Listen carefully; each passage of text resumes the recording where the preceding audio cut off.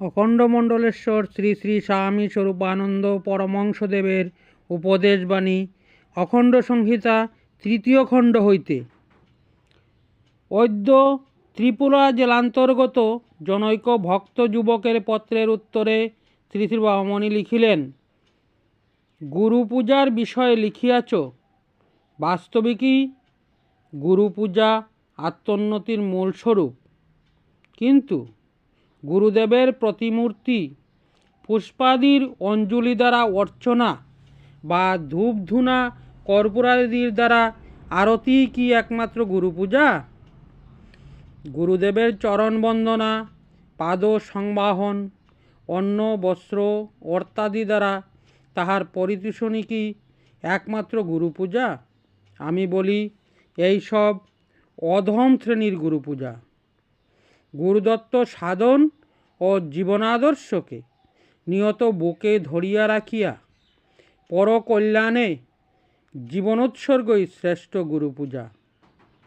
গুরুদেবের ধ্যানের দ্বারা তাহার শুভ্র ও নিষ্কলঙ্ক চরিত্রের স্মৃতির মধ্যে ডুবিয়া থাকার অভ্যাসেই কল্যাণ আছে, কিন্তু গুরুদত্ত সাধনের শক্তিতে বুক বাঁধিয়া নির্ভীক প্রাণে স্বদেশ সেবা বা জগদ্ধিতে জীবনোৎসর্গ করার মধ্যে বৃহত্তর কল্যাণ বাস করে।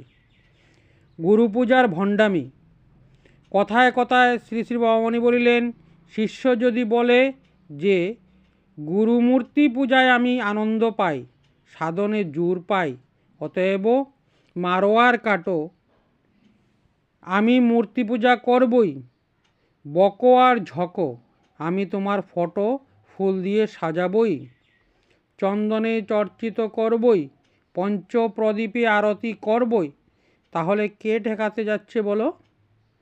প্রাণ যা চায় করে নাও বাবা, কোনো বাধা নেই, কিন্তু গুরু পূজায় যেখানে খুব শোরগোল আরম্ভ হবে, জানবে সেখানে তোমার ভিতরে ভণ্ডামি এসেছে।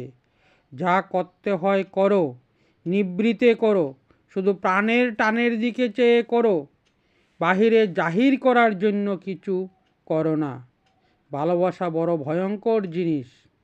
একটু গভীর হলেই প্রেমিক তার ভালোবাসার বস্তুটিকে নিয়ে একেবারে ভগবানের আসনে বসায়।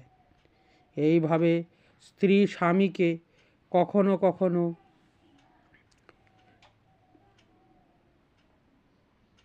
বা স্বামী স্ত্রীকে, শিষ্য গুরুকে, কখনো বা গুরু শিষ্যকে, বন্ধু বন্ধুকে সাক্ষাৎ ঈশ্বর বা ঈশ্বরাবতার বলে মনে করছে।